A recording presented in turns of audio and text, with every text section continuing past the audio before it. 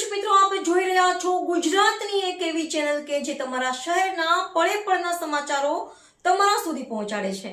સ્વાગત છે આપનું A1 અભિક્રાઇમ ન્યૂઝમાં. હું છું એન્કર અર્પિતા પટેલ.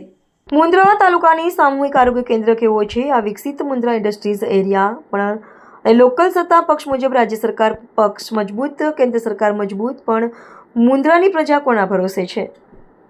જ્યાં હાલે થોડાક સમય પહેલા રંગરોગાન કે પેવર બ્લોક નાખીને સામૂહિક આરોગ્ય કેન્દ્રને સુશોભિત કરવામાં પણ પાયા સ્વાસ્થ્ય સેવાઓથી આરોગ્ય વિભાગ કેટલું દૂર છે?